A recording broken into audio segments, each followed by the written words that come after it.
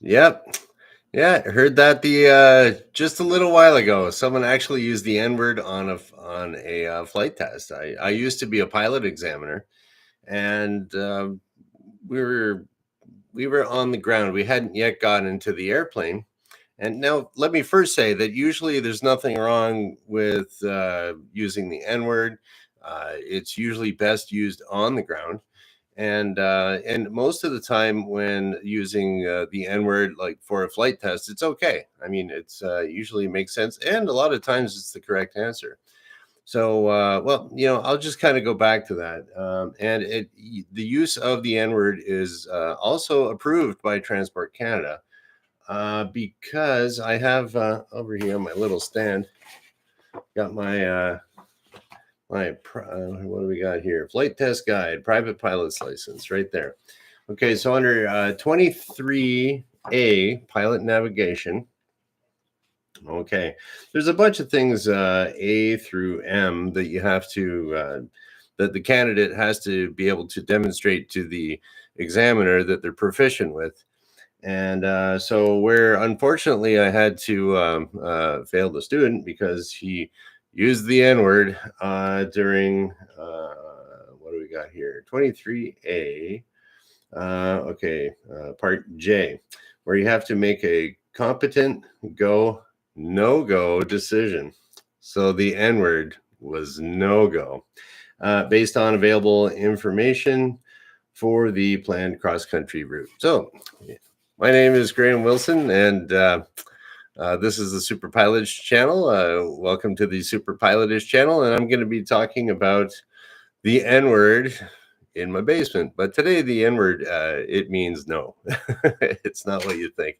It's funny how the brain puts things in where they want to be. Well, actually, first of all, I'll get around to my provocative title here. Why does this guy do this? Da, da, da. Well, the other day I was listening to CBC radio and listening to the news, and they were talking about something going on in the United States. I live in Windsor, Canada, and Windsor, Ontario, Canada, not Windsor, Nova Scotia. But yeah, they were talking about it on CBC radio, that the Biden administration refused to say the R word.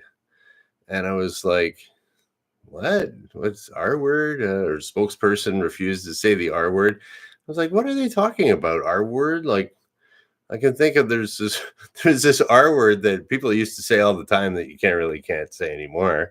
I don't think they'd be wanting to say that R word. But then I was thinking, to the Democrats in the states, the United States have the Democrats and the Republicans. So maybe to the democratically, or the Democrat president, the R word is Republicans or something. But then later on in the story, I pieced it together that they meant recession. So they fooled me on that one. So I figured I'd fool you on this one too with the N word. Yeah, but and then that kind of got me thinking. It was like, okay, I'll kind of tell you how unfortunately this student that wasn't quite ready failed. And I might have mentioned this in another video, but I'm not really too sure. So I'll repeat myself. I'll probably do that. And the more you repeat something, the more it gets into your head and the more you learn it too. So that's not bad. This guy, he was looking at a weather map. It was a GFA, graphical area forecast, kind of like a big blow up of where would it be? Central Canada, like Ontario. It was kind of a large scale. So you can see Ontario, Quebec, Manitoba, like big, large scale map. And so the student hadn't been exposed to this too much, and we were planning on a flight to Muskoka Airport by I always forget the name of that town up there. I forget the name of it. I drove by it all the time and forget the name of the town. Anyways, Muskoka Airport, and so it's not too far away from Windsor. And the student was looking at the map up around like Lake Superior, Thunder Bay, and saw a bunch of clouds on this weather map. And he said, okay, now a pilot examiner is supposed to they must ask the question. So given all the information we've considered here today, would you do this trip? Would you make a go or no go decision?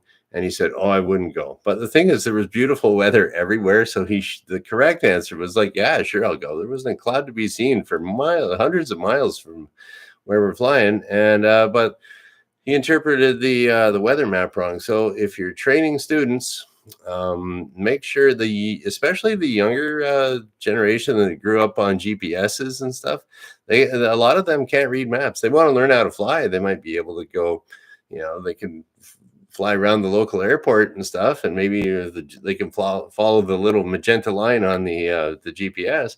But a lot of them can't actually wrap their heads around scale of a map. So you might want to make sure that anyone under 25 gets a little extra refresher on that. And then so yeah, that was the go no go decision story. And so I also kind of wanted to bring up too that I did a video a little bit before about pilot decision making. And it kind of I was thinking about doing a pilot decision making version 2 video today, because lately I've been working part-time, because I'm semi-retired as a instructor, and as a flight instructor, and working with a couple guys, and one of the guys I'm teaching him how to fly, and we had to make some go no go decisions recently.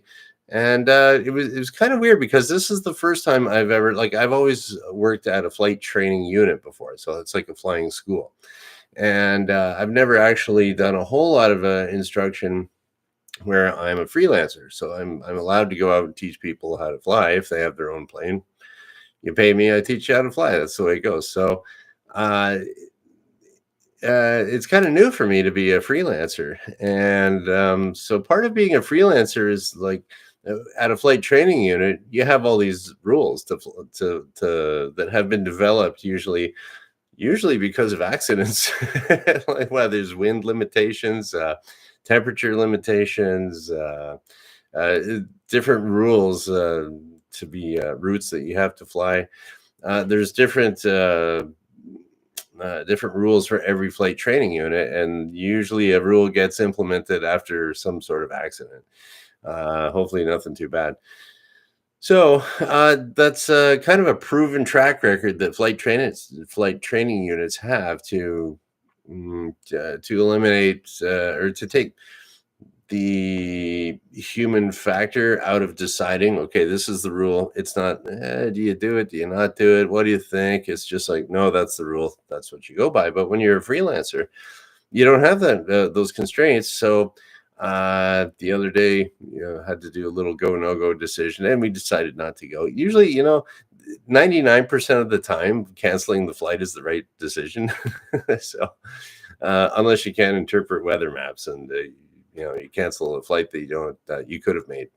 So so just I was thinking about that for my got some notes over here. If you are a new freelance instructor, you might want to do, and this is kind of what I'm going to incorporate to myself, because I'm just to kind of try to keep myself safe. I'm just going to kind of adopt my own rules from where I worked before. I mean, people crashed their planes before and got the rules, so I'll just use them and learn from their mistakes. So I usually learn from my own mistakes, but sometimes it's a little bit cheaper to learn from other people's mistakes. So so I was just kind of thinking a little bit about the go no go decisions and things like that. What I'll do is in the description below, I'm going to put a little link to another one of my videos that I did about pilot decision making, where I say that we stick by the rules of the flight training unit, but add a few other little things. So you can check that out if you want. And so it's just a little short one today, and with a provocative title. And so that's about it. So I'm gonna be shutting her down. So it's a long weekend here, and it's the civic holiday, I believe it's called, on Monday. So a long weekend for a lot of people. Everyone's flying around. Oh, another thing I wanted to mention today too. I'm still looking at all this great weather out there, and I'm thinking about those air cadets that are busting their humps right now, trying to get through their pilot's licenses. They probably have another 3 weeks to go, and for past air cadets that I have taught for the Royal Canadian Air Cadets, and the ones, if any of them across Canada are watching this, hang in there, stick to it, keep working, keep studying hard, do what you're told, do what the instructors tell you, and you'll be fine. And you'll be absolutely fine in another 3 weeks, and you'll get your private pilot's license. So good luck to the air cadets out there. You can do it. You're over the hump now. I think so. It's probably about another 3 weeks to go. Right around halfway. Okay, you made it this far. You should be good. Okay, that's for the air cadets, and then everybody else. A lot of people are flying like crazy because, well, weather's been pretty good, and that now's the time to get flying. Usually, the statistically, most of the flying in Canada happens in. I guess the busiest months are June and July. Slowest months are always January and February. So, anyways, it's the weekend. It's the weekend. Let's party. So, yeah, gonna order some pizza tonight. This afternoon, I don't know. I might do. I did a little destruction yesterday on my back porch because I think there was rats living underneath it. So I got kind of pissed off and took a sawzall to my porch, and we're gonna get those rats. Anyways, okay, that's my exciting fun life, and that's about it. We're gonna shut her down. Have a great weekend, everybody, and remember to like the video if you want, the little thumbs up, subscribe. I'd appreciate that, and I'll be back on Monday at noon because I do this Monday, Wednesday, Friday at noon Eastern, and we'll shut her down. Okay, have a great weekend, everybody. Thanks for watching. Bye.